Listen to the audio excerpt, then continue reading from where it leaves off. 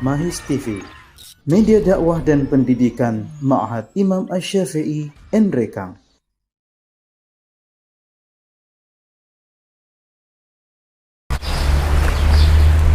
Assalamualaikum warahmatullahi wabarakatuh. Alhamdulillahi rabbil alamin. Wassalatu wassalamu ala ashrafil anbiya'i wal mursalin, nabiyyina Muhammadin wa ala alihi wa ashabihi wa man tabi'ahum bi ihsanin ila yaumiddin. Segala puji hanya milik Allah Subhanahu wa taala, Tuhan semesta alam, yang telah memberikan kita begitu banyak nikmatnya sampai detik ini.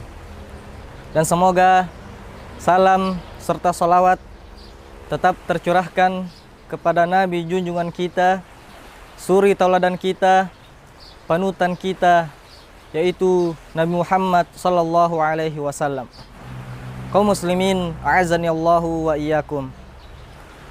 Di dalam diri setiap manusia ada segumpal daging, yang dimana segumpal daging tersebut menjadi penentu baik atau buruknya seseorang. Rasulullah sallallahu alaihi wasallam bersabda, "Ala wa inna fil jasadi mudghah, idza salahat salahal jasadu kulluh, wa idza fasadal jasadu kulluh, ala wahyal qalb." Sesungguhnya di dalam diri setiap manusia ada segumpal daging. Jikalau segumpal daging itu baik, maka akan baik pula seluruh anggota tubuhnya. Jikalau segumpal daging itu buruk, maka akan buruk pula seluruh anggota tubuhnya. Ketahuilah, segumpal daging tersebut adalah hati.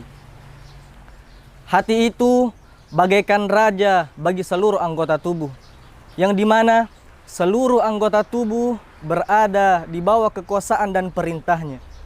Jikalau sang raja itu baik, maka akan baik pula seluruh anggotanya. Namun jikalau sang raja itu buruk, maka akan buruk pula seluruh anggotanya. Ulama membagi hati menjadi 3 bagian. Yang pertama ialah hati yang sehat.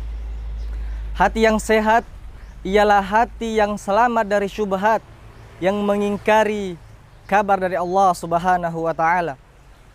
Dan hati yang selamat dari syahwat, yang menyelisihi perintah-perintah Allah Subhanahu wa taala.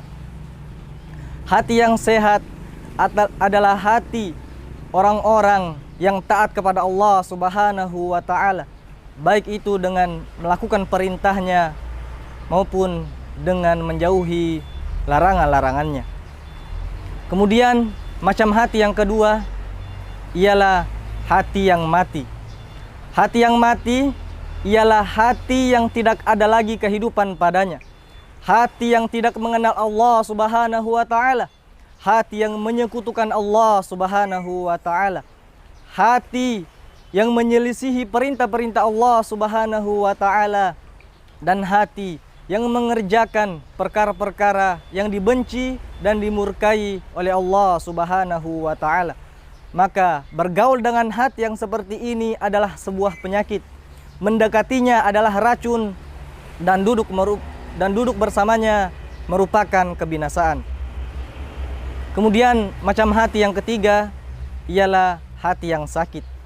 Hati yang sakit ialah hati yang terdapat kehidupan di dalamnya sekaligus terdapat penyakit. Hati yang terkadang sadar untuk melakukan ketaatan, namun terkadang juga ia lalai. Ibnul Qayyim rahimahullahu ta'ala berkata, tipe hati yang ketiga ini adalah tipe hati yang hidup akan tetapi cacat. Kaum muslimin rahimani wa rahimakumullahu jami'an. Hati memiliki penyakit yang sangat banyak, yang dimana dengan sebab penyakit tersebut syaitan bisa masuk ke dalam diri seseorang. Di antara penyakit hati yang pertama ialah kesyirikan. Kesyirikan ialah penyakit hati yang terbesar. Kesyirikan dapat mematikan hati seseorang, karena kesyirikan adalah dosa, adalah kezaliman yang paling besar. Allah Subhanahu wa taala berfirman, "Inna syirka la zulmun azim." Sesungguhnya kesyirikan adalah kezaliman yang paling besar. Kemudian penyakit hati yang kedua ialah kesombongan. Kesombongan ialah sebagaimana yang disabdakan oleh Nabi sallallahu alaihi wasallam, "Al-kibru batarul haqqi wa ghamtun nas." Kesombongan ialah menolak kebenaran dan merendahkan orang lain. Kemudian macam penyakit hati yang ketiga ialah hasad, iri atau dengki. Hasad ialah membenci datangnya nikmat Allah Subhanahu wa taala kepada orang lain. Di antara ciri hasad ialah susah melihat orang lain dalam keadaan senang dan senang melihat orang lain dalam keadaan susah. Kaum muslimin rahimani wa rahimakumullah. Dan di antara obat yang dapat mengobati seluruh penyakit hati ialah yang pertama dengan mentauhidkan Allah Subhanahu wa taala dan menjauhi kesyirikan. Obat yang paling ampuh untuk menyembuhkan, untuk mengobati seluruh penyakit hati ialah dengan mentauhidkan Allah Subhanahu wa taala dan menjauhi segala kesyirikan.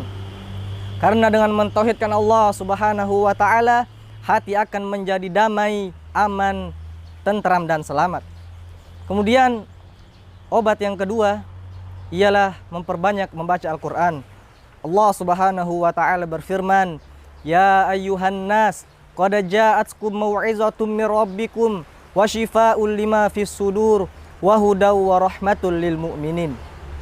Wahai sekalian manusia, telah datang kepada kalian sebuah pelajaran, yaitu Al-Quran, sebagai penyembuh penyakit yang ada di dalam hati, serta petunjuk dan rahmat bagi orang-orang yang beriman.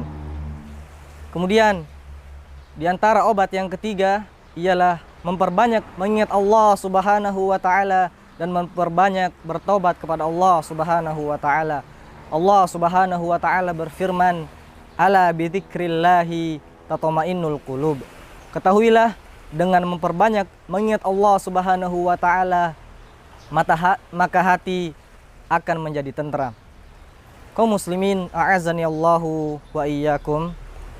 Marilah kita mengoreksi hati kita. Manakah hati kita di antara tiga macam hati tersebut? Karena hati kita lah yang akan dilihat oleh Allah Subhanahu wa taala. Rasulullah sallallahu alaihi wasallam bersabda, "Innallaha la yanzuru ila suwarikum wa amwalikum, walakin yanzuru ila qulubikum wa a'malikum." Sesungguhnya Allah Subhanahu wa taala tidak melihat pada wajah dan harta kalian, akan tetapi Allah Subhanahu wa taala melihat hati dan amalan kalian. Dan hendaklah kita senantiasa berdoa dan memohon kepada Allah Subhanahu wa taala agar hati kita ditetapkan di atas kebenaran. Salah satu doa yang dicontohkan oleh Nabi sallallahu alaihi wasallam, "Ya muqallibal qulub, tsabbit qalbi ala dinik." Wahai yang membolak-balikan hati, teguhkanlah hatiku di atas agamamu. Semoga Allah Subhanahu wa taala menjadikan hati kita hati yang hidup, sehat dan selamat. Karena hati yang selamatlah yang akan diterima oleh Allah Subhanahu wa taala di akhirat kelak. Allah Subhanahu wa taala berfirman, "Yauma la yanfa'u malu wala banun illa man atallaha biqalbin salim." Wa sallallahu ala nabiyyina Muhammad walhamdulillahi rabbil alamin.